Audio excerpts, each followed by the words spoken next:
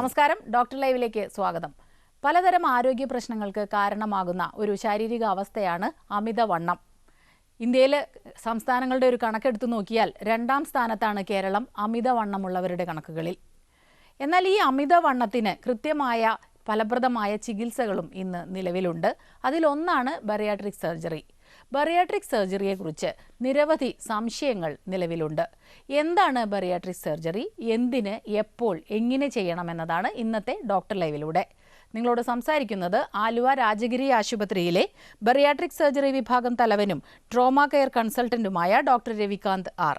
നമസ്കാരം ഡോക്ടർ. നമസ്കാരം ഡോക്ടർ. ഇപ്പം ബറിയാട്രിക് സർജറിയെ കുറിച്ച് പറയുമ്പോൾ തന്നെ പെട്ടെന്ന് ആലോചിക്കുന്നത് സൗന്ദര്യം വർദ്ധിപ്പിക്കാനുള്ളത്, അതായത് അമിതമായ വണ്ണത്തിനെ കളഞ്ഞ് കുറച്ച് വണ്ണം കുറയ്ക്കാനുള്ള, അപ്പോൾ ഒരു സൗന്ദര്യ ശസ്ത്രക്രിയ എന്നാണ് പലരും വിചാരിക്കുന്നത്. യഥാർത്ഥത്തിൽ എന്താണ് bariatric surgery? Okay, bariatric surgery ഞാൻ പറഞ്ഞു കഴിഞ്ഞാൽ ഇത് ഒരു 50 വർഷം കൊല്ലത്ത് മുമ്പ് ഉള്ള സ്പെഷ്യാലിറ്റിയാണ്. ഇപ്പോഴാണ് ആൾക്കാർക്ക് ഇതൊരു സ്പെഷ്യാലിറ്റി ആയിട്ട് തോന്നുന്നില്ല, അറിഞ്ഞിരിക്കുന്ന വിഷയങ്ങൾ. അപ്പോൾ ആദ്യം ഒരു 50 വർഷം മുമ്പ് ചെയ്തുകൊണ്ടിരിക്കുന്നത് പറഞ്ഞാൽ ഒരു ഓപ്പൺ സർജറി. അമിതവണ്ണമുള്ള ആൾക്കാരെ ഇങ്ങനെ ഓപ്പണായിട്ട് ഓപ്പറേഷൻ ചെയ്ത് കുടലിൻ്റെ ഓപ്പറേഷൻ ചെയ്യായിരുന്നു. അപ്പോൾ അത് ഒത്തിരി കോംപ്ലിക്കേറ്റ് ആകുമായിരുന്നു. കാരണം വെച്ചാൽ മുറിവ് പഴുക്കുന്നു, അങ്ങനത്തെ കോംപ്ലിക്കേഷൻസും പിന്നെ പേഷ്യൻസിൻ്റെ ഒരു എക്സ്പെരിമെൻ്റൽ രീതിയിലായിരുന്നു നേരത്തെ പോയിക്കൊണ്ടിരുന്നത്. അത് കഴിഞ്ഞിട്ട് ഈ ഫിൽട്ടറായി സർജറീസ് എല്ലാം ഫിൽട്ടറായി കഴിഞ്ഞിട്ടാണ് ഇപ്പോൾ ഒരു മേ ബി ഒരു 15-20 ഇയേഴ്സ് കഴിഞ്ഞിട്ടാണ് ഉള്ളിലാണ് ഈ കീഹോൾ സർജറി ആയിട്ട് അത് സെപ്പറേറ്റ് ഒരു സ്പെഷ്യാലിറ്റി ആയിട്ട് വന്നു. അതിനുള്ളിലെ തന്നെ ഈ നേരത്തെ ഓപ്പൺ ആയിട്ട് ചെയ്യുന്ന സർജറീസ് എല്ലാം ഇപ്പം ലാപ്രോസ്കോപ്പി ആയിട്ട് ചെയ്യാൻ പറ്റുള്ളതാണ്. പിന്നെ അതിലെ ആ ബേരിയാട്രിക് എന്ന് പറഞ്ഞാൽ തന്നെ പല വെറൈറ്റി ഓഫ് സർജറീസ് ഉണ്ട്. ബേരിയാട്രിക്സ് ആൻഡ് ബറോസ് എന്ന് പറഞ്ഞാൽ വെയിറ്റ്, ട്രിക്സ് എന്ന് പറഞ്ഞാൽ സർജറി ട്രീറ്റ്മെൻറ്റ്. സോ അങ്ങനെയാണ് ആ വേർഡ് വന്നിരിക്കുന്നത്. സോ ഇതിൻ്റെ കൂടെ തന്നെ വേറെ ഒരു വാക്കുണ്ട്, ഒരു മെറ്റബോളിക് സർജറി എന്ന് പറഞ്ഞിട്ട്. അപ്പോൾ ഈ രണ്ട് തമ്മിൽ വ്യത്യാസം എന്ന് പറഞ്ഞാൽ ബേരിയാട്രിക് എന്ന് പറയുന്ന സമയത്ത് അമിതവണ്ണമുള്ള ആൾക്കാർ അവരുടെ നോർമൽ സ്റ്റേജിലോട്ട് ഇല്ലെങ്കിൽ അവരുടെ പ്രശ്നങ്ങൾ മാറ്റിത്തരാനുള്ള ഒരു സർജറിയാണ് എടുക്കാം. അതെ, മെറ്റബോളിക് സർജറി എന്ന് പറഞ്ഞാൽ അമിതവണ്ണം ഇല്ല, പക്ഷേ അസുഖങ്ങൾ ചിലപ്പോൾ BP, ഷുഗറും ഇങ്ങനെ കൊളസ്ട്രോൾ കൂടുതലായിട്ട് ഇങ്ങനെ അസുഖങ്ങൾ കൂടിയിരിക്കുന്ന സമയത്ത് സംഭവിക്കുന്ന പ്രോബ്ലം ട്രീറ്റ് ചെയ്യണമെങ്കിൽ അതാണ് മെറ്റബോളിക് സർജറി. സോ ഈ സ്പെഷ്യാലിറ്റി ഫുള്ളായിട്ട് പറയണമെങ്കിൽ ബേരിയാട്രിക് ആൻഡ് മെറ്റബോളിക് സർജറിയാണ് പറയേണ്ടത്. ഡോക്ടർ, ഇപ്പോൾ അമിതവണ്ണവുമായിട്ട് ബന്ധപ്പെട്ടാണല്ലോ ബറിയാട്രിക് സർജറി വരുന്നത്. കേരളത്തിൽ ഇതിൻ്റെ ഒരു പ്രാധാന്യം എങ്ങനെയാണ്? കണക്കുകൾ എന്താണ്? കണക്കിൽ കറക്റ്റായിട്ട് നമ്പർ പറയാൻ പറ്റത്തില്ല. പക്ഷേ ഇപ്പം നേരത്തെ ഒരു 2006 ടൈമിലും ഈ സമയത്ത് എന്ന് വെച്ചാൽ 2016 സെൻസസ് ചെയ്യുന്ന സമയത്ത് ഈ BMI എന്ന് പറഞ്ഞാൽ ബോഡി മാസ് ഇൻഡെക്സ്, ഈ ബോഡി മാസ് ഇൻഡെക്സ് ആണ് മെയിനായിട്ട് നമ്മൾ ഈ ഹൈറ്റിക്ക് ഇത്രയും വെയിറ്റ് വേണം എന്ന് പറഞ്ഞാൽ കാൽക്കുലേഷൻ ചെയ്യാറുണ്ട്. സോ ആ കാൽക്കുലേഷൻ വെച്ച് നോക്കുന്ന സമയത്ത് ഈ BMIയുടെ വാല്യൂ അനുസരിച്ചിട്ടാണ് പേഷ്യൻറ്റ് വണ്ണം ഉണ്ടോ ഇല്ലെന്ന് പറയാൻ എളുപ്പമാകും. സോ നേരത്തെ പറഞ്ഞാൽ 30 മേലെ ഉണ്ടെങ്കിൽ 30 കൂടുതലുണ്ടെങ്കിലാണ് വണ്ണം ഒബേസിറ്റി ടൈപ്പ് 1 അങ്ങനെ പറയാറുണ്ട്. പക്ഷേ ഇപ്പോൾ അതിൽ കുറച്ച് ബാക്ക്ഗ്രൗണ്ട് ചരിത്രത്തിൽ പറഞ്ഞാൽ എന്ന് വെച്ചാൽ ഈ ലോ BMI അത്ര കൂടുതലില്ലെങ്കിലും ഇന്ത്യൻ പോപ്പുലേഷൻ അല്ലെങ്കിൽ ഏഷ്യൻ പോപ്പുലേഷനിൽ കോംപ്ലിക്കേഷൻസ് വരാൻ സാധ്യത കൂടുതലാണ്. അതായത് അബ്രോഡിൽ എടുക്കുന്ന സമയത്ത് ചിലപ്പോൾ 30 BMI കൂടുതലായി കഴിഞ്ഞാലും കോംപ്ലിക്കേഷൻ അധികം കാണുന്നില്ലെങ്കിൽ ഈ ചെറിയ BMI ആയാലും പേഷ്യൻസ് കോംപ്ലിക്കേഷൻ കിട്ടുമായിരുന്നു. സോ അതുകൊണ്ടാണ് ഈ സെൻസസ് എന്ന് പറഞ്ഞത് ഒരു കാൽക്കുലേഷൻ ചെയ്യുന്ന സമയത്ത് നേരത്തെ പഞ്ചാബ് ആയിരുന്നു നമ്പർ 1, അത് കഴിഞ്ഞിട്ട് കേരള ആയിരുന്നു. ഈ 2016 ചെയ്തിരിക്കുന്ന സമയത്തും സെയിം കേരള അങ്ങനെ തന്നെ സെക്കൻഡ് പൊസിഷനിലുണ്ട്. അതിൽ തിരിച്ച് ജെൻസും ഫീമെയിൽസ് എന്ന് പറഞ്ഞ സെപ്പറേറ്റ് കാൽക്കുലേഷൻ ഉണ്ട്. സോ ഓവറോൾ പറഞ്ഞാൽ കേരളത്തിലാണ് 2ാം സ്ഥാനത്താണ്. നമ്മുടെ ഒരു കോളർ ഉണ്ട്, അതിനുശേഷം ഹലോ. ഹലോ ഡോക്ടർ റേവല്ലേ, ഞാൻ ഈ അമിതവണ്ണമായിട്ട് ബന്ധപ്പെട്ടൊരു സംശയം ചോദിച്ചോളൂ. അതായത് ഞാൻ ഈ അമിതവണ്ണത്തിന്റെ അധികവണ്ണം കൊളസ്ട്രോളും മറ്റു കാര്യങ്ങളുള്ള ആളുകൾക്ക് ഈ ഫുഡ് കൺട്രോൾ ചെയ്യുന്നതിന്റെ ഭാഗമായിട്ട് ഭക്ഷണം കൺട്രോൾ ചെയ്യുന്നതിന്റെ ഭാഗമായിട്ട് വെജിറ്റബിളും അതുപോലെ ഫ്രൂട്ട്സും മറ്റു കാര്യങ്ങളൊക്കെ ആയിട്ട് കഴിച്ചിട്ടും ഈ വണ്ണം കുറയുന്നില്ല എന്നുള്ളൊരു പ്രശ്നം വരുന്നുണ്ട്. അത് എക്സസൈസ് ചെയ്തിട്ടും കുറയുന്നില്ല. അത് ശരീരത്തിന്റെ ഒരു പ്രത്യേകതയാണോ, അത് ഈ വണ്ണം നമുക്ക് നമ്മുടെ മനസ്സിന്റെ പ്രശ്നമാണെന്ന് പറയുമ്പോൾ എപ്പോഴും തോന്നുന്നു വണ്ണം കുറയ്ക്കണം എന്നുള്ള ചിന്താഗതിയാണ്. പല ട്രീറ്റ്മെന്റുകളും പല സ്ഥലത്തും പോയി നോക്കിയിട്ടേ അല്ലാത്തൊരു വണ്ണം കുറയ്ക്കാനുള്ള വേറെ നൂതനമായ മറ്റു വല്ല മാർഗങ്ങളും ഉണ്ടോ ഡോക്ടർ? ഇപ്പോൾ പറയുന്നത് എന്ന് വെച്ചാൽ മോസ്റ്റ് പ്രോബ്ലം പറയുന്നത് ഒരു കമ്മിറ്റ്മെൻറ്റ്, ഒരു വെയിറ്റ് ലോസ് ചെയ്യണമെങ്കിൽ ഫുഡായിരിക്കും, ഒത്തിരി വെറൈറ്റീസ് നമുക്കുണ്ട്. ഫുഡ്, എക്സസൈസ്, മിക്സ്ചർ ഓഫ് രണ്ട് ചെയ്യുന്നത്, ചില സമയത്ത് മെഡിസിൻസ് ആയിട്ട്, ഇങ്ങനെ പല കാര്യങ്ങളായിട്ട് ആൾക്കാർ ചെയ്യാറുണ്ട്. പക്ഷേ ഈ ഒരു അമിതവണ്ണം ഇല്ലെങ്കിൽ വണ്ണം വയ്ക്കാനുള്ള കാരണങ്ങൾ ഒരു ഭക്ഷണത്തെ കാരണം മാത്രം ഇല്ല. അതാണ് ആദ്യം മനസ്സിലാക്കേണ്ടത്. ചില സമയത്ത് പാരമ്പര്യമായിട്ട് ഇങ്ങനെ ഫാമിലിയിൽ ഉണ്ടെങ്കിൽ ഓട്ടോമാറ്റിക്കായിട്ട് വണ്ണം വയ്ക്കാറുണ്ട്. കൂടുതൽ ഞാൻ മെയിനായിട്ട് സ്ട്രെസ് ചെയ്യുന്നത് ഈ ചെറിയ വയസ്സിൽ വണ്ണം വയ്ക്കുന്നത്. പേരൻസ് കൊണ്ടുവരാറുണ്ട്, എൻ്റെ കൊച്ച് ഒന്നും തിന്നുന്നില്ല, വണ്ണം വയ്ക്കുന്നില്ല, മറ്റേ കൊച്ച് വണ്ണം വയ്ക്കുന്നുണ്ട്, പിള്ളേരെ കളിയാക്കുവാണ് അങ്ങനെ. പക്ഷേ നമ്മളാണ് പിള്ളേരെ ആ ചെറിയ വയസ്സിൽ തന്നെ ഒത്തിരി ഹൈ കാലറി ഡയറ്റും അങ്ങനെ ഫുഡ് കൊടുക്കുന്നതുകൊണ്ട്, ഇപ്പോൾ ഉള്ള ഫാസ്റ്റ് ഫുഡ്സ് എല്ലാം കൂടുതലുള്ളതുകൊണ്ട് ചെറിയ വയസ്സിൽ തന്നെ വണ്ണം വയ്ക്കാൻ തുടങ്ങുന്നുണ്ട്. അപ്പോൾ ഒരു കാരണം എന്ന് വെച്ചാൽ എൻവിറോൺമെൻറ്റൽ, നമ്മൾ ക്രിയേറ്റ് ചെയ്യുന്ന എൻവിറോൺമെൻറ്റ് അനുസരിച്ചാണ് വണ്ണം വയ്ക്കാറുള്ളത്. സോ ഹെറിഡിറ്ററി, പാരമ്പര്യമായിട്ട് പറഞ്ഞു. അതേ രീതിയിൽ സെയിം ഒരു സെഡൻറ്ററി ലൈഫ്, ചില സമയത്ത് കാലിൻ്റെ സന്ധിവേദന കൊണ്ട് അവർക്ക് വർക്ക് ചെയ്യാൻ പറ്റത്തില്ല, എക്സസൈസ് ചെയ്യാൻ പറ്റത്തില്ല, അതിൻ്റെ ബന്ധമായിട്ട് വെയിറ്റ് വയ്ക്കാൻ തുടങ്ങും. സോ ഇങ്ങനെ ആളോട് നമ്മൾ എക്സസൈസ് ചെയ്യാൻ പറഞ്ഞാൽ അവർ ചെയ്യാൻ പറ്റത്തില്ല. സോ അങ്ങനെ ഒരു കാരണം. പിന്നെ ലേഡീസ് ഇൻ കേസ് പ്രഗ്നൻസി ആയി കഴിഞ്ഞിട്ട് ആ ഒരു പ്രഗ്നൻസിക്ക് വേണ്ടിയിട്ടുള്ള വണ്ണം വയ്ക്കാൻ തുടങ്ങും. വണ്ണം വെച്ച് കഴിഞ്ഞിട്ട് ആ ഡെലിവറി കഴിഞ്ഞിട്ട് ആ വണ്ണം പോകത്തില്ല. സോ അങ്ങനെ പല കാരണങ്ങൾ ഞാൻ കുറച്ച് എക്സാമ്പിൾ പറഞ്ഞതേ ഉള്ളൂ. സോ ഈ രീതിയിലുള്ള സമയത്ത് നമുക്ക് ആ ടാർഗറ്റ് ഏത് കാരണമായിട്ടാണ് വണ്ണം വച്ചിരിക്കുന്നത്, ആ സോഴ്സ് കാരണമായിട്ട് നമ്മൾ ട്രീറ്റ്മെൻറ്റ് ചെയ്യാൻ തുടങ്ങിയാൽ ചിലപ്പോൾ വ്യത്യാസങ്ങൾ വരും. പക്ഷേ കമ്മിറ്റ്മെൻ്റ് ആണ് ഏറ്റവും ബുദ്ധിമുട്ടുള്ളത്. ആ കമ്മിറ്റ് ഉണ്ടെങ്കിലേ ഒരു സപ്പോർട്ടീവ് ഗ്രൂപ്പ് വേണം. ഒരു 4-5 പേര് ഒരുമിച്ച് ജിമ്മിൽ പോകുന്നുണ്ടെങ്കിൽ, ഒരാൾക്ക് മടിയുണ്ടെങ്കിൽ അടുത്ത ആൾ പോകാനായിട്ട് ഒരു അങ്ങനെ പുഷ് ചെയ്യാനായിട്ട് അങ്ങനെ കാര്യങ്ങൾ വേണം. സോ ഈ ഒരു കമ്മിറ്റ്മെൻറ്റ് ആണ് ഏറ്റവും ബുദ്ധിമുട്ട്. ചില സമയത്ത് മെയിൻ പ്രോബ്ലം എന്ന് വെച്ചാൽ ഒത്തിരി ഡയറ്റിംഗ് ചെയ്യും, ഡയറ്റിംഗ് ചെയ്ത് കഴിഞ്ഞിട്ട് ഏതെങ്കിലും ഒരു ബ്രേക്ക് വന്നു കഴിഞ്ഞാൽ നേരത്തിനേക്കാളും വണ്ണം വയ്ക്കാൻ തുടങ്ങും. അപ്പോൾ അങ്ങനെ കുറേ പ്രോബ്ലംസ് ഉണ്ട്. അതുകൊണ്ടാണ് ആ ഒരു കമ്മിറ്റ്മെൻറ്റും ബാക്കി കാര്യങ്ങളും നോക്കണം. പിന്നെ ഞാൻ പറഞ്ഞിരിക്കുന്നത് ഈ ഒരു അമിതവണ്ണം മാത്രം നമ്മൾ നോക്കുന്നില്ലല്ലോ, അതിൻ്റെ കൂടെ മെയിനായിട്ട് ഞാൻ പറഞ്ഞിരിക്കുന്നത് പല അസുഖങ്ങളും അതിൻ്റെ കൂടെ വരുന്നുണ്ട്. സോ വണ്ണം മാത്രം ചിലപ്പോൾ കുറവായിരിക്കും, പക്ഷേ അതിൻ്റെ കോംപ്ലിക്കേഷൻസ് ആയിട്ട് വരുന്ന അസുഖങ്ങൾ മാറ്റം വരുന്നില്ല. സോ അങ്ങനെയാണ് ഞാൻ പറഞ്ഞിരിക്കുന്നത്, മെറ്റബോളിക് സർജറി എന്ന ഒരു കോൺസെപ്റ്റ് മനസ്സിലാക്കേണ്ടതാണ്. അടുത്ത ഒരു കോളിലേക്ക് പോകണം. ഹലോ ഡോക്ടർ ലൈവ് ആണ്, ചോദിച്ചോളൂ ഡോക്ടറോട്. ഞാൻ അശോകൻ കോട്ടയത്തു നിന്നാണ് വിളിക്കുന്നത്. എന്റെ ഒരു സുഹൃത്തിന് വേണ്ടിയാണ്. അദ്ദേഹത്തിന് 120 കിലോളം വെയിറ്റ് ഉണ്ട്, ഒരു 5 അടി 10 ഇഞ്ച് ഹൈറ്റ്. അപ്പൊ ഈ ഡയറ്റിംഗ് ഒക്കെ നടത്തി തടി കുറയ്ക്കാൻ ശ്രമിച്ചു നോക്കി, അന്ന് കാര്യമായിട്ട് നടന്നില്ല. അപ്പൊ ഇത് ചെയ്യണമെന്നുണ്ട്, ബേറിയാട്രിക് സർജറി. ഇത് ഏതെങ്കിലും ഗവൺമെന്റ് ഹോസ്പിറ്റൽ അവൈലബിൾ ആണോ? കാരണം അദ്ദേഹത്തിന് സാമ്പത്തികമായിട്ട് കുറച്ച് ബുദ്ധിമുട്ടുള്ള ആളാണ്. ശരി സർ, കോൾ കഴിഞ്ഞതല്ലേ? ഓക്കെ. ഇപ്പം മെയിനായിട്ട് 2 കോൺസെപ്റ്റ് ഇതിൽ മനസ്സിലാക്കേണ്ടതെന്ന് വെച്ചാൽ, ഈ ബേരിയാട്രിക് സർജറി ഇല്ലെങ്കിൽ മെറ്റബോളിക് സർജറിക്ക് ഇൻഷുറൻസ് കവറേജ് ഉണ്ടോ? ഇതിൽ തന്നെ ആൻസർ കിട്ടും. അപ്പം ഇൻഷുറൻസ് കവറേജ് ഇല്ല സത്യത്തിൽ പറഞ്ഞാൽ. കുറച്ച് കമ്പനീസ് മുന്നോട്ട് വന്നിട്ടുണ്ട് ഇതിൻ്റെ ആയിട്ട്. പക്ഷേ അതിൽ അമിത ഷുഗർ എന്ന് വെച്ചാൽ ഒത്തിരി ഷുഗർ കൺട്രോൾ ആകുന്നില്ല, ഈ ഓപ്പറേഷൻ ചെയ്താലേ പേഷ്യൻറ്റ് ജീവിക്കാൻ പറ്റത്തില്ല എന്ന് പറഞ്ഞിട്ട് ഒരു സർട്ടിഫിക്കറ്റ് ആയിട്ട് ഒരു ടീം, എൻഡോക്രൈൻ ഷുഗർ സ്പെഷ്യലിസ്റ്റ് ഡോക്ടറും സർജനും ഇവരെല്ലാം ഒരുമിച്ച് ഒരു ലെറ്റർ എഴുതി കഴിഞ്ഞാൽ അതിന് മാത്രമായിട്ട് ഒരു സെൻട്രൽ ഗവൺമെൻറ് ഒരു സ്കീം പ്ലാൻ ഉണ്ട്. പക്ഷേ അതില്ലെങ്കിൽ ഒരു അമിതവണ്ണമായിട്ട് മാത്രം ബേരിയാട്രിക് സർജറിയിൽ ഒരു സ്കീംസ് ഇല്ല. പക്ഷേ ഫ്യൂച്ചറിൽ ചിലപ്പോൾ കുറവായിരിക്കും. പിന്നെ കുറച്ച് കമ്പനീസ് അങ്ങനെ മുന്നോട്ട് വരുന്നുണ്ട് ഇങ്ങനെ സപ്പോർട്ട് ചെയ്യാനായിട്ട്. ആദ്യം ഒരു എമൗണ്ട് പേ ചെയ്യുക, പേഷ്യൻറ്റ് EMI പോലെ കട്ടുന്നത്, അങ്ങനത്തെ ഒരു ഫെസിലിറ്റീസ് ഉണ്ട്. ഗവൺമെൻറ് ആയിട്ട് ചോദിക്കുന്നുണ്ടെങ്കിൽ ഗവൺമെൻറ് ഫെസിലിറ്റീസ് ആയിട്ട് തന്നെ ആ ഒരു ഗവൺമെൻറ് സെറ്റപ്പിൽ ലാപ്രോസ്കോപ്പി ചെയ്യാനുള്ള ഇല്ല ഈ ബേരിയാട്രിക് സർജറി ട്രെയിനിങ് ചെയ്തിട്ടുള്ള ആളുണ്ടെങ്കിൽ ചെയ്യാൻ അത്രയും പ്രശ്നമില്ല. കാരണം വെച്ചാൽ ഇപ്പോൾ കോട്ടയം മെഡിക്കൽ കോളേജിലെല്ലാം ഹാർട്ട് ഓപ്പറേഷൻ ചെയ്യുന്നുണ്ട്, ട്രാൻസ്പ്ലാന്റ്സ് അവിടെ വരെ പോകുന്നുണ്ടല്ലോ. So it's not an impossible surgery അങ്ങനെ ഇല്ല.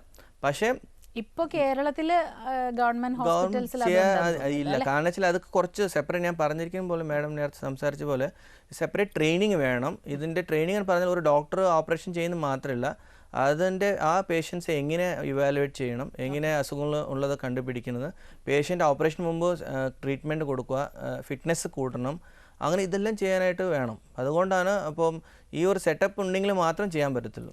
ഡോക്ടർ, നമുക്കൊരു ഇടവേളയ്ക്ക് ശേഷം തിരികെ വരാം. ഡോക്ടർ ലൈവിൽ ഒരു ഇടവേള.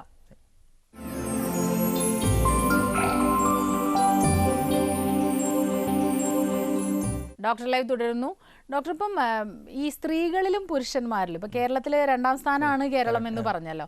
അപ്പോൾ സ്ത്രീകളിലും പുരുഷന്മാരിലും നമ്മൾ പെട്ടെന്ന് നോക്കുമ്പോൾ നമുക്ക് തോന്നുന്നു സ്ത്രീകൾക്കാണ് വണ്ണം കൂടുതലെന്ന്. യഥാർത്ഥത്തിൽ എങ്ങനെയാണ് കണക്ക്? ഇല്ല, രണ്ടുമുണ്ട്, രണ്ട് സൈഡിലും ഉണ്ട്. പക്ഷേ വണ്ണം വയ്ക്കുന്ന രീതിയിലെ വ്യത്യാസമുണ്ട്. ചിലവർക്ക് ഈ നമ്മളിപ്പോൾ ബെൽറ്റ് ഒരു ലാൻഡ് മാർക്കായിട്ട് വെച്ചിട്ടുണ്ടെങ്കിൽ, ബെൽറ്റിലെ സാരി കെട്ടെന്ന് വെച്ചിട്ടുണ്ടെങ്കിൽ സാരിയുടെ മേലെ അല്ല ബെൽറ്റിൻ്റെ മേലെ ചിലവർ വണ്ണം കൂടുതൽ കാണാം. ലേഡീസ് കൂടുതൽ സാരിയുടെ താല എന്നുവെച്ചാൽ ഹിപ്സും പിന്നെ ബട്ടക്സ് ഇങ്ങനെ ബാക്ക് സൈഡിലായിട്ട് അവിടെ ഫാറ്റ് കൂടുതൽ കാണും. സോ ഡ്രസ്സ് ഇടുന്ന സമയത്ത് ചിലപ്പോൾ അത് കവറായിട്ട് കാണത്തില്ലായിരിക്കും. അപ്പോൾ അങ്ങനെ വെച്ച് നോക്കുന്ന സമയത്ത് രണ്ട് പേരിലും റിസ്ക്സ് സെയിം ആണ് വെയിറ്റ് വയ്ക്കാനായിട്ട്. പക്ഷേ കുറച്ച് പോസിബിലിറ്റി എന്ന് വെച്ചാൽ സെയിം, ഈ പ്രഗ്നൻസി ആകുന്നതായിട്ട് വണ്ണം വയ്ക്കുന്ന അങ്ങനെ കാര്യങ്ങളായിട്ടാണ് വരുന്നത്. സോ ഒരുവിധമായിട്ട് കണ്ടാൽ രണ്ട് പേരിൽ വണ്ണം വയ്ക്കാൻ ഒരു ഈക്വൽ ചാൻസസ് ഉണ്ട്. ചിലത് നമ്മൾ ചില സ്ഥലത്ത് കാണുന്ന സമയം ആണുങ്ങൾ കൂടുതൽ വണ്ണം കാണും, ചിലർ ലേഡീസായിട്ട് അത്രേ ഉള്ളൂ. ഓക്കെ. ഇപ്പോൾ അമിതവണ്ണം വന്നു, അപ്പോൾ അമിതവണ്ണം ഇപ്പോൾ സൗന്ദര്യ പ്രശ്നം അല്ലാതെ ഏതെല്ലാം കാര്യങ്ങൾക്കാണ് ഇത് ഈ സർജറി ഉപകാരപ്രദമാകും? കറക്റ്റ്. സോ ഞാൻ പറഞ്ഞിരിക്കുന്ന പോലെ ഈ അമിതവണ്ണത്തിൻ്റെ ട്രീറ്റ്മെൻറ്റ് എന്ന് പറഞ്ഞാൽ ഒരു ലോക്കലായിട്ട്, ഫോർ എക്സാമ്പിൾ മാഡം പറഞ്ഞ പോലെ ഒരാൾക്ക് വയറിൻ്റെ മാത്രം ഫാറ്റ് ആയിട്ടുണ്ടെങ്കിൽ അപ്പോൾ ആ പേഷ്യൻറ്റ് ടാർഗറ്റ് ബോഡി മൊത്തം വണ്ണം കുറയ്ക്കാനില്ലായിരിക്കും, ഓൺലി അബ്ഡമൻ മാത്രമായിരിക്കും.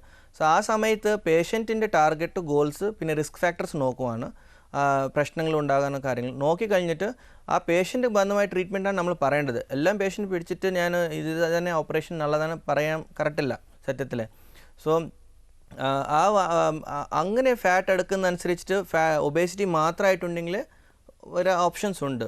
സോ ഏത് ഭാഗത്തിൽ ഫാറ്റ് എടുക്കുന്നതനുസരിച്ചിട്ട് ഓപ്ഷൻസ് ഉണ്ട്. പ്ലാസ്റ്റിക് സർജറി ആയിരിക്കും. അങ്ങനെ ഒരു ബെറിയാട്രിക് സർജറി അതിന് ഒരു ഓപ്ഷൻ കിട്ടണമെങ്കിൽ, അല്ലെങ്കിൽ ഓപ്ഷൻ പേഷ്യൻറ്റോട് ഈ സർജറി നിങ്ങൾ ഫിറ്റാണ് അങ്ങനെ പറയണമെങ്കിൽ അമിതവണ്ണത്തിൻ്റെ കൂടെ കോംപ്ലിക്കേഷൻസ് എന്നതാണ് നോക്കണം, പേഷ്യൻറ്റിൻ്റെ എന്നതാണ് ഫ്യൂച്ചറിലെ പ്രോബ്ലംസ് നോക്കണം. അത് നോക്കിയിട്ടാണ് പേഷ്യൻ്റ് കൂടെ നമുക്ക് സജസ്റ്റ് ചെയ്യുന്നത് ഓപ്പറേഷനായിട്ട്.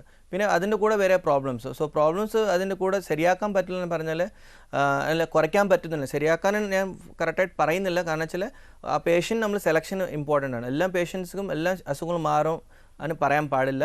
അവരുടെ അസുഖത്തനുസരിച്ചിട്ട് ഏത് സ്റ്റേജിലാണ് നമ്മളടുത്ത് വന്നിരിക്കുന്നത് അനുസരിച്ചിട്ടാണ് നമുക്ക് ആ ഒരു ഗ്യാരണ്ടിയും പെർസെൻറ്റേജ് പറയാൻ പറ്റത്തുള്ളൂ. സോ അങ്ങനെ വെക്കുന്ന സമയത്ത് ഒബേസിറ്റി അമിതവണ്ണത്തിൻ്റെ കൂടെ വേറെ അസുഖങ്ങൾ ശരിയാക്കാൻ പറ്റില്ല തന്നെ പറഞ്ഞാൽ മെയിനായിട്ട് പറയുന്നത് ടൈപ്പ് 2 ഡയബറ്റീസ്. ഡയബറ്റീസിൽ തന്നെ 1, 2 ടൈപ്സ് ആണ് മെയിനായിട്ട് ഒരു സാധാരണ ആൾക്കാർക്ക് മനസ്സിലാക്കാൻ രീതിയിൽ പറയണമെങ്കിൽ. അപ്പോൾ ഈ ടൈപ്പ് 1 ആൾക്കാർ ഈ ബെറിയാട്രിക് സർജറി കാൻഡിഡേറ്റ്സ് ഇല്ല, അതാണ് ആദ്യം മനസ്സിലാക്കേണ്ടത്. ടൈപ്പ് 1 പറഞ്ഞാൽ ചെറിയ പ്രായത്തിൽ നിന്ന് ഒരു ഇൻസുലിൻ ബോഡിയിൽ ഇല്ലാത്ത രീതിയിൽ, പാൻക്രിയാസിൻ്റെ ഫംഗ്ഷൻ ഇല്ലാത്ത രീതിയിൽ ഉള്ള ആൾക്കാർക്കാണ് ടൈപ്പ് 1 എന്ന് സാധാരണ പറയുന്നത്. അപ്പോൾ അങ്ങനെയുള്ള ആൾക്കാർ ഈ ബെറിയാട്രിക് സർജറി ഹെൽപ്പ് ചെയ്യത്തില്ല. വണ്ണം ഉണ്ടെങ്കിലും ഇല്ലെങ്കിലും അത് അങ്ങനെ പറയാൻ പാടില്ല. കറക്റ്റായിട്ട് പ്രവർത്തനം വേണം ആ ഒരു. സോ ഇവാലുവേറ്റ് എന്ന് വെച്ചാൽ പേഷ്യൻ്റ് നമ്മൾ പരിശോധിക്കുന്ന ഇല്ലെങ്കിൽ ചെയ്യുന്ന സമയത്ത് മെയിനായിട്ട് നോക്കുന്നത് പാൻക്രിയാസിൻ്റെ ഫംഗ്ഷൻ എത്ര ബാക്കിയുണ്ട്, ഈ അസുഖം എത്ര വർഷങ്ങളായിട്ടുണ്ട്, അങ്ങനെ നോക്കിയിട്ടാണ് പേഷ്യൻറ്റിന് നമുക്ക് ഒരു ഗ്യാരണ്ടി പറയാൻ പറ്റത്തുള്ളൂ. സോ അത് ഡയബറ്റീസിൻ്റെ കാര്യം ശരിയാക്കാനുള്ളതെല്ലാം കുറയ്ക്കാൻ പറ്റുള്ളത്. നെക്സ്റ്റ് ബ്ലഡ് പ്രഷർ, അതിൻ്റെ കൂടെ നെക്സ്റ്റ് വരുന്നത് കൊളസ്ട്രോൾ കൂടുതലായിട്ട് അസുഖങ്ങൾ, അപ്പോൾ അതിൻ്റെ ശരിയാക്കാൻ പറ്റും. പിന്നെ ഇതെല്ലാം ഒരു സൈഡിൽ വെച്ച് കഴിഞ്ഞാൽ ബാക്കി അസുഖങ്ങൾ എന്ന് വെച്ചാൽ OSA, obstructive sleep apnoea syndrome എന്ന് പറയാനുണ്ട്. കൂർക്കവളി ഇല്ലെങ്കിൽ ഒത്തിരി ഫാറ്റ് ഉള്ളതുകൊണ്ട് ശ്വാസം എടുക്കാൻ ബുദ്ധിമുട്ടില്ല. ഈ OSA ഒരു സിമ്പിളായിട്ട് മനസ്സിലാക്കണമെങ്കിൽ പേഷ്യൻ്റ് ശ്വാസം എടുക്കുന്നത് പൂർണ്ണമായിട്ട് നിർത്തി കളയും നൈറ്റിൽ. പേഷ്യൻ്റ് അറിയത്തില്ല ഇങ്ങനെ ശ്വാസം നിന്ന് പോയിട്ടുണ്ടെന്ന്. ചിലപ്പോൾ അത് 1 മിനിറ്റ് ആയിരിക്കും, 2 മിനിറ്റ്സ് ആയിരിക്കും, അതിനേക്കാളും കൂടുതലായിരിക്കും. പേഷ്യൻ്റ് അറിയത്തില്ല. എന്നാന്ന് ചോദിച്ചാൽ ചിലപ്പോൾ ഉറക്കമില്ല, അങ്ങനെ ആയിട്ട് ആ പേഷ്യൻ്റ് ഓർക്കുന്നതിൽ ചീത്ത സ്വപ്നങ്ങൾ വന്ന പോലെ തന്നെ. സോ ഇങ്ങനെ പേഷ്യൻസിനും ഈ ബെറിയാട്രിക് സർജറി ഹെൽപ്ഫുൾ ആണ്. എങ്ങനെയാണെന്ന് വെച്ചാൽ ഈ ശ്വാസകോശത്തിൻ്റെ ഉള്ളിലെ മസിൽസിൻ്റെ ഉള്ളിലെ ഈ ഫാറ്റ് കുറയ്ക്കാനുള്ളത് ഈ ബെറിയാട്രിക് സർജറിയോട് ചെയ്യാൻ പറ്റും. സോ അങ്ങനെ OSA. നെക്സ്റ്റ് ബാക്കി 2-3 അസുഖങ്ങൾ പറഞ്ഞാൽ മെയിനായിട്ട് അമിതവണ്ണമായിട്ട് ഹോർമോൺസ് ശരിയായിട്ട്, ലേഡീസായിട്ട് പറയുന്നത് ഹോർമോൺസ് കൂടുതൽ ശരിയായിട്ട് വർക്കിംഗ് ഇല്ലാതെ അമിതവണ്ണം വെച്ചിട്ട് ഇൻഫെർട്ടിലിറ്റി, പ്രഗ്നൻസി ആകാൻ പറ്റുന്നില്ല അങ്ങനെ. സോ പേഷ്യൻ്റ് ആദ്യം നമുക്ക് ഒരു ഇൻഫെർട്ടിലിറ്റിയുടെ കാരണങ്ങളെല്ലാം നോക്കുക, അവസാനത്തിൽ വേറെ കാരണം കിട്ടിയിട്ടില്ല, ഈ അമിതവണ്ണം മാത്രം തന്നെ കാരണം ഉണ്ടെങ്കിൽ അങ്ങനെ ഒരു പേഷ്യൻ്റ് നമുക്കൊരു ബെറിയാട്രിക് സർജറി ഓപ്ഷൻ കൊടുക്കാൻ പറ്റും. പ്ലസ് ഇതിൻ്റെ കൂടെ തന്നെ ബാക്കി എക്സ്ട്രാ വരണമെന്ന് പറഞ്ഞാൽ നമുക്ക് ഫുള്ളായിട്ട് ഇവാലുവേറ്റ് ചെയ്യണം, കോംപ്ലിക്കേഷൻസ് എന്നതാണ് നോക്കണം, അങ്ങനെയാണ് തീരുമാനം എടുക്കേണ്ടത്. ഡോക്ടർ, പലപ്പോഴും ഈ ബariatric സർജറിയെ കുറിച്ചിട്ട് പറയുന്ന ഒരു കാര്യം, ഇത് കഴിഞ്ഞ് ശസ്ത്രക്രിയ കഴിഞ്ഞ് പോയി കഴിഞ്ഞ് വീണ്ടും പഴയ പോലെ തന്നെ വണ്ണം വെച്ചു, ഇതിങ്ങനെ വണ്ണം വയ്ക്കാനുള്ള സാധ്യത, പിന്നെ എന്തിനാ വെറുതെ ആ ശസ്ത്രക്രിയ ചെയ്തത് എന്നൊക്കെയാണ്. യഥാർത്ഥത്തിൽ എന്താണ് സംഭവിക്കുന്നത്? ഇതിൽ പല കാര്യങ്ങളുണ്ട്. ഫസ്റ്റ് പേഷ്യൻറ്റ് സെലക്ഷനാണ്. ആദ്യം പേഷ്യൻറ്റ് ഈ സർജറി ഫിറ്റാണോ അത് ആദ്യം കണ്ടുപിടിക്കണം. പേഷ്യൻറ്റിന് നമ്മൾ ബാക്കി ഓപ്പറേഷൻ പോലെ അങ്ങനെ പിടിച്ചുകൊണ്ട് ചെയ്യാൻ പറ്റത്തില്ല. ആദ്യം അവരുടെ വെയിറ്റ് ലോസ് പ്രോഗ്രാം എങ്ങനെയാണ് നോക്കണം. ഒരു 6 months എങ്കിലും ഒരു വെയിറ്റ് ലോസ് പേഷ്യൻറ്റിൻ്റെ ഹിസ്റ്ററി എടുക്കുക.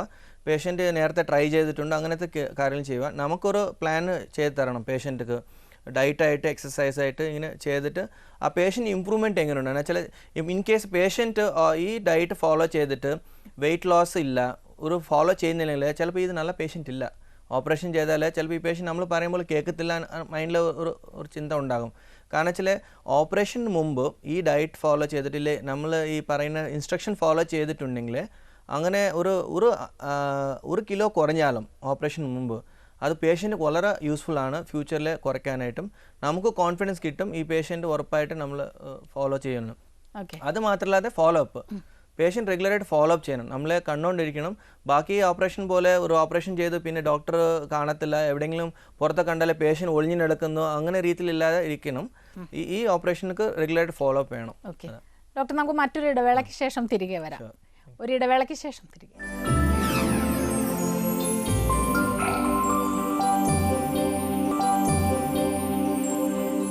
ഡോക്ടർ ലൈവ് തുടരുന്നു.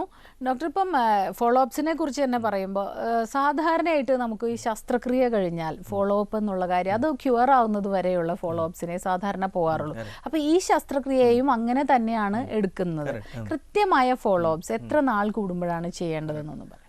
കറക്റ്റായിട്ട് പറയണമെങ്കിൽ ഫസ്റ്റ് ഓപ്പറേഷൻ ചെയ്ത് കഴിഞ്ഞിട്ട് ഏത് ഓപ്പറേഷൻ ചെയ്താലും ഡോക്ടേഴ്സ് ഒരാഴ്ച 2 ആഴ്ച കഴിഞ്ഞിട്ട് വരാൻ പറയാറുണ്ട്. ഇതിൻ്റെ പ്രത്യേകത എന്ന് പറഞ്ഞാൽ, ഡോക്ടർ എന്തിനെ കാണണം പറഞ്ഞാൽ, ഇപ്പോൾ ഒരു കുഞ്ഞ് ജനിച്ചു കഴിഞ്ഞാൽ അടുത്ത ദിവസം തന്നെ ഇഡ്ഡലി ദോശ കൊടുക്കാൻ പറ്റത്തില്ല. കൊച്ചിൻ്റെ കുറച്ച് വയസ്സ് വരണം. ആദ്യം ഫസ്റ്റ് മിൽക്കായിട്ട് കൊടുക്കുന്നത്, അത് കഴിഞ്ഞിട്ട് കൊച്ചിൻ്റെ ഒരു 2-3 മാസം 3 മാസം 4 മാസം ആ ടൈമിലാണ് വീനിങ് എന്ന് വെച്ചാൽ ഫുഡ് സെപ്പറേറ്റ് ആയിട്ട് നമ്മൾ പ്രാക്ടീസ് ചെയ്യിപ്പിക്കുന്നത്. അതേ രീതിയിൽ ഈ ഓപ്പറേഷൻ ചെയ്ത് കഴിഞ്ഞാൽ ഒരു പുതിയ ജീവിതം കിട്ടിപ്പോലെ പേഷ്യൻറ്റ് എന്നുവെച്ചാൽ വയറിൻ്റെ ഷേപ്പ് മാറ്റി തരുന്നതും, അത് കഴിഞ്ഞിട്ട് അതിൻ്റെ ഒരു ബോഡി അഡ്ജസ്റ്റ് ചെയ്ത് വരുന്നത്, അങ്ങനെ വരുന്ന സമയത്ത് പേഷ്യൻ്റ് ഡയറ്റ് നമ്മൾ ഒരു ക്ലിയർ ആയിട്ട് ഫോളോ ചെയ്യണം. കാരണം വെച്ചാൽ ആദ്യത്തെ ഫസ്റ്റ് മന്തിലാണ് പേഷ്യൻ്റ് വെയിറ്റ് ലോസ് നന്നായിട്ട് ഉണ്ടാകാം. അതിൽ തന്നെ പേഷ്യൻ്റ് പോസിറ്റീവായിട്ട് ഫീലിംഗ് ഉണ്ടാകാം. കാരണം വെച്ചാൽ വെയിറ്റ് കുറഞ്ഞു കഴിഞ്ഞാൽ ഓൾറെഡി അവരുടെ ഒരു സന്തോഷമായിട്ടുള്ള കാര്യങ്ങൾ ചെയ്യാനേ പറ്റും. അതുപോലെ ചിലവർക്ക് ക്ഷീണം ഉണ്ടാകാം. കാരണം വെച്ചാൽ പറ്റുന്ന അത്ര വലിയ ഡയറ്റ് കുറച്ച് നമ്മളൊരു ടേപ്പർ ചെയ്യുന്നതുകൊണ്ട്. സോ അതുകൊണ്ടാണ് ഫസ്റ്റ് 2 weeks മുറിവുകളെല്ലാം നോക്കാൻ വേണ്ടി അങ്ങനെ വിളിക്കുക. അത് കഴിഞ്ഞിട്ട് മാസത്തിലൊരു പ്രാവശ്യം വരാൻ അത്രയും ബുദ്ധിമുട്ട് ഉണ്ടാകത്തില്ല ഞാൻ ഓർക്കുന്നത്. കാരണം വെച്ചാൽ പല സ്ഥലങ്ങളിൽ നമ്മൾ പോകാറുണ്ട്, കാര്യങ്ങൾ ചെയ്യാറുണ്ട്. പക്ഷേ ഈ ഒരു follow up 1 month follow up വേണം. അത് കഴിഞ്ഞിട്ട് 1 വർഷം കഴിഞ്ഞിട്ടാണ് 6 മാസത്തേക്ക് 3 മാസം അങ്ങനെ പേഷ്യൻ്റ് അനുസരിച്ചിട്ട് ചെയ്യുന്നേ ഉള്ളൂ ഫോളോ അപ്സ്. അങ്ങനെ അടുത്തൊരു കോളിലേക്ക് പോകാം ഡോക്ടർ. ഹലോ,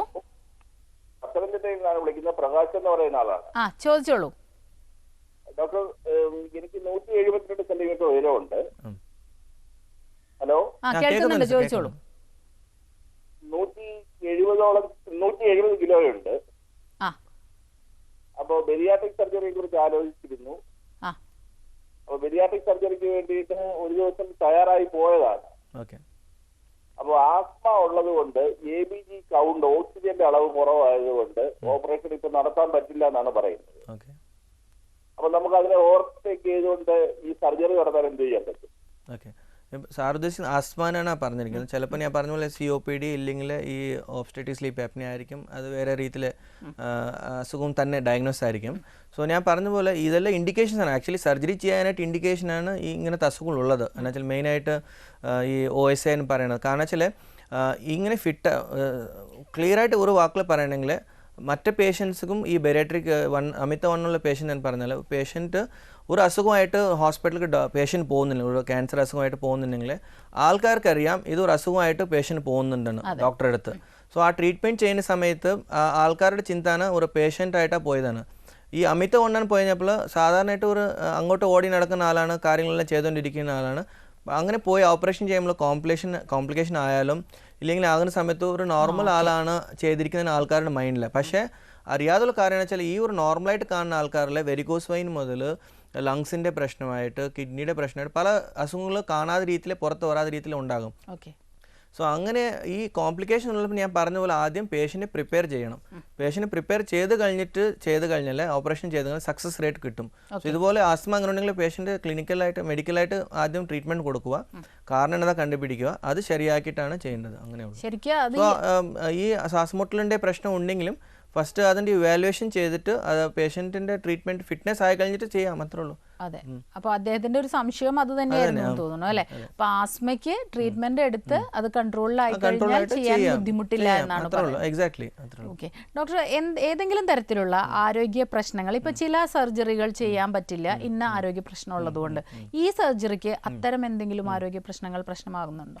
ഉണ്ടാകും, ഡെഫിനറ്റ് ആയിട്ട് ഉണ്ടാകും. ഞാൻ പറഞ്ഞ പോലെ നോർമലായിട്ട് കാണുന്ന ഒരു ഡേഞ്ചറസ് പേഷ്യൻ്റാണ് നമ്മൾ ഈ അമിതവണ്ണമായിട്ടുള്ള ബാക്കി പ്രശ്നങ്ങളുള്ള പേഷ്യൻ്റ് നമ്മൾ കാണുന്നത്. സോ പുറത്തായിട്ട് പ്രശ്നങ്ങൾ കാണത്തില്ല. ചിലപ്പോൾ ഈ പേഷ്യൻ്റ് ശ്വാസം എടുക്കാൻ ബുദ്ധിമുട്ടായിരിക്കും. ഓപ്പറേഷൻ ചെയ്ത് കഴിഞ്ഞിട്ട് വെന്റിലേറ്ററിൽ നിന്ന് പുറത്തോട്ട് എടുക്കണമെങ്കിൽ പേഷ്യൻ്റ് എനർജി ചിലപ്പോൾ ഉണ്ടാകത്തില്ല. സോ ഇതെല്ലാം കുറച്ച് ചെറിയ കോംപ്ലിക്കേഷൻസ് ആണ് ഉള്ളത്. സോ ഏറ്റവും ഇമ്പോർട്ടൻ്റ് ആണ് പറഞ്ഞത്, കുറച്ച് ഇൻഡിക്കേഷൻസ് ഉണ്ട്, കോൺട്രാ ഇൻഡിക്കേഷൻ എന്ന് പറയും. ഈ പ്രശ്നം ഉണ്ടെങ്കിൽ ചെയ്യാൻ പാടില്ല. അങ്ങനെയുള്ള ആൾക്കാർ മാത്രം നമുക്ക് ഓൾറെഡി പേഷ്യൻ്റ് ഇവാലുവേറ്റ് ചെയ്യുന്ന സമയത്ത് നമ്മൾ പറയും, നിങ്ങൾക്ക് ഇപ്പോൾ നിലവിലെ ചെയ്യാൻ പറ്റത്തില്ല എന്ന് പറഞ്ഞിട്ട്, അത്രേ ഉള്ളൂ. ഡോക്ടർ, ഇപ്പം ഈ സർജറി കഴിഞ്ഞാൽ അപ്പോൾ സാധാരണഗതിയിൽ നമ്മളിപ്പോൾ വണ്ണമുള്ള ഒരാളുടെ ഫുഡ് ഹാബിറ്റ്സ് ഉണ്ടാവും, ലൈഫ് സ്റ്റൈൽ ഉണ്ടാവും. അപ്പോൾ ഈ സർജറി കഴിഞ്ഞാലും ഇത് തന്നെ തുടർന്നാൽ വീണ്ടും വണ്ണം വെക്കാനുള്ളൊരു സാധ്യതയുണ്ടല്ലോ. അപ്പോൾ അവരെന്ത് ചെയ്യണം എന്ന് കൂടെ? സോ ഫസ്റ്റ് ഞാൻ പറഞ്ഞ പോലെ ഡോക്ടറോട് ഒരു കണ്ടിന്യൂസ് ആയിട്ട് ഫോളോ അപ്പ് ചെയ്യണം. അതിന് കൂടെ തന്നെ ഡയറ്റും ബാക്കി കാര്യങ്ങളും ഞാൻ പറഞ്ഞ പോലെ ഫുഡ് ക്വാണ്ടിറ്റി ഇല്ല, ക്വാളിറ്റിയാണ് നമ്മൾ ഉദ്ദേശിക്കുന്നത്. എന്ന് വെച്ചാൽ നേരത്തെ ചിലപ്പോൾ ഒത്തിരി ഫുഡ് എടുക്കുമായിരുന്നു, പക്ഷേ അതിൽ വാല്യൂ ഇല്ല, ക്വാളിറ്റി ഇല്ലാത്ത ഫുഡാണ് എടുക്കുന്നത്. നമ്മളിപ്പോൾ പേഷ്യൻറ്റ് ട്രെയിൻ ചെയ്യിപ്പിക്കുന്നത് ആവശ്യമുള്ള ക്വാളിറ്റി ഉള്ള ഫുഡ് എങ്ങനെയാണ് എടുക്കേണ്ടത്, എങ്ങനെ ചൂസ് ചെയ്യണം, അങ്ങനത്തെ കാര്യങ്ങളാണ്. പിന്നെ മെഡിസിൻസ് ആൾക്കാർ ഓർക്കും ഇത് ചെയ്ത് കഴിഞ്ഞാൽ വളരെ വലിയ കോസ്റ്റ്ലി മെഡിസിൻസ് ആയിരിക്കും എടുക്കുന്നത്. പക്ഷേ സത്യത്തിൽ പറഞ്ഞാൽ ഒരു വിറ്റമിൻ ടാബ്ലറ്റ്, ഒരു കാൽഷ്യം ടാബ്ലറ്റ് ആയിരിക്കും കൂടുതൽ ആൾക്കാർക്ക് ഓപ്പറേഷൻ ചെയ്ത് കഴിഞ്ഞ് യൂസ് ചെയ്യുന്നത്. ബാക്കി പ്രശ്നങ്ങളായിട്ടുള്ള മെഡിസിൻസ് എല്ലാം കുറഞ്ഞുകൊണ്ട് വരും.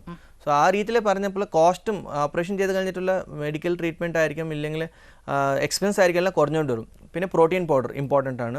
ആ പ്രോട്ടീൻ പൗഡർ എടുത്തു കഴിഞ്ഞാൽ ബോഡിയിലുള്ള ഫാറ്റിൻ്റെ കൂടെ പ്രോട്ടീൻ മിസ്സാകാതിരിക്കാൻ വേണ്ടിയിട്ട് അതാണ് ഡയറ്റ്. ഓക്കെ ഡോക്ടർ, നമ്മുടെ ഇന്നത്തെ ഡോക്ടർ ലൈവിൻ്റെ സമയോടെ അവസാനിച്ചിരിക്കുകയാണ്. വളരെയധികം നന്ദി ഞങ്ങളോട് സഹകരിച്ചതിന്. ഡോക്ടർ ലൈവിൻ്റെ ഈ അധ്യായം ഇവിടെ അവസാനിക്കുന്നു. നമസ്കാരം.